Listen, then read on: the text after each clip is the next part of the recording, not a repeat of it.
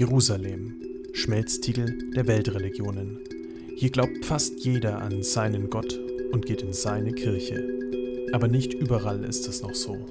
Ich möchte herausfinden, was das für mein Zuhause Deutschland bedeutet. Christsein in Zahlen.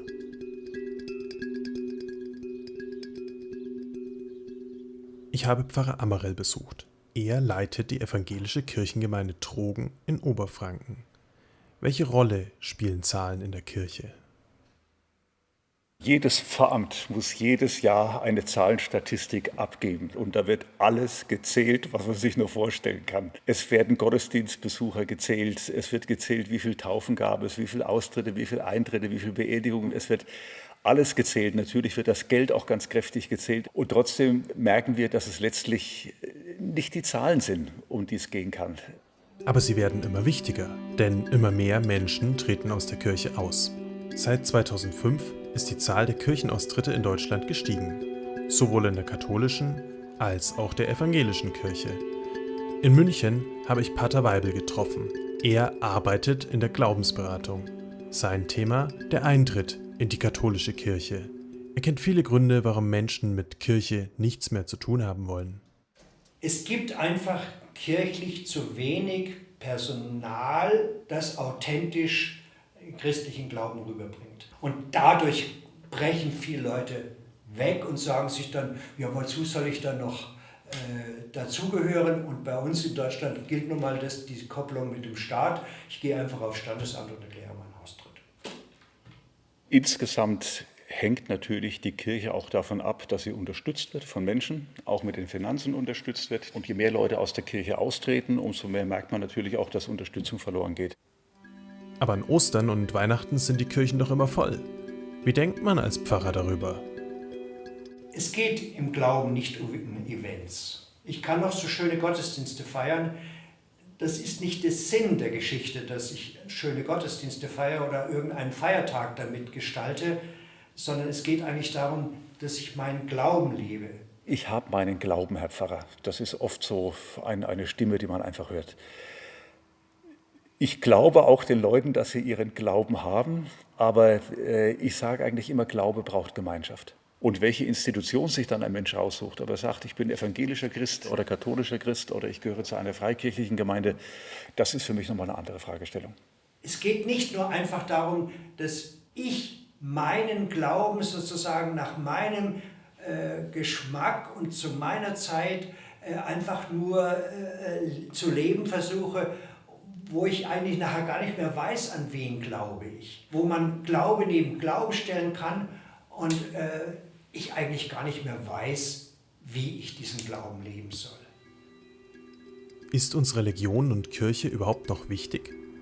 Im Jahr 2017 war das 41% der Befragten unwichtig und lediglich 5% sehr wichtig. Was bedeutet jungen Menschen heute noch der Glaube?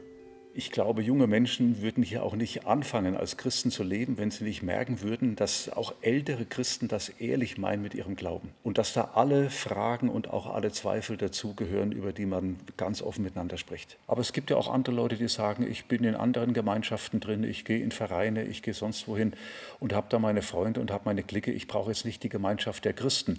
Da geht es dann mehr um die grundlegenden Fragen, was bedeutet dir Gott in deinem Leben? Es gab mal eine Einsicht unter der Christenheit, man nimmt einfach die Bibel zur Hand und liest die Bibel. Dieses Buch ist für heute, für viele Menschen, die es versuchen, ein Buch mit 7 Siegeln. Das heißt, sie können zwar lesen, aber sie verstehen den Sinn nicht mehr. Ich brauche heute andere, die mit mir versuchen, das zu verstehen. Ich brauche jemanden, der mir das erklärt. Ich brauche jemanden, der darüber predigt. Ich kann als Christ nicht allein leben. Aber sowohl Glaube als auch Kirche begegnet uns immer wieder, ob im Religionsunterricht oder an den Wendepunkten unseres Lebens. Noch immer sind viele Menschen Mitglied in der Kirche.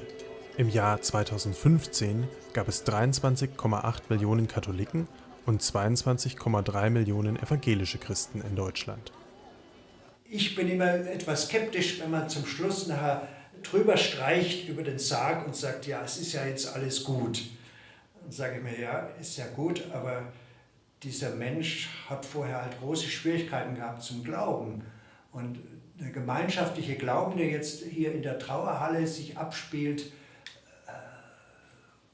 ist das nicht nur noch ein menschliches sich verabschieden und ist es noch der Ausdruck von christlicher Hoffnung? Jetzt wurde ja zum Beispiel viel diskutiert, das Thema Ehe für alle. Das ist für manche Menschen auch ein Grund gewesen, zu sagen, ich trete aus der Kirche, weil ich den Eindruck habe, dass die Institution Kirche sich nicht mehr auf die Schrift, auf die Heilige Schrift beruft. Wobei ich Ihnen immer sage, der Grund, dass ich nicht austrete aus der Kirche, ist nicht, weil ich Pfarrer bin und weil ich jetzt davon abhängig sein würde von der Kirche, sondern weil ich denke, ich bin in eine Kirche hineingestellt, die an manchen Punkten selber auch zu suchen und zu fragen hat nach dem, was Wahrheit ist und was richtig ist und was auch dem biblischen Wort entspricht. Und ich möchte in dieser Kirche bei der Suche danach mithelfen. Schlussendlich muss jeder für sich selbst entscheiden, woran er glaubt. Ob mit Kirche oder ohne. Und übrigens, laut einer Umfrage glaubten in Deutschland im Jahr 2011 58% der Menschen an einen Gott und 2017 40% an Außerirdische.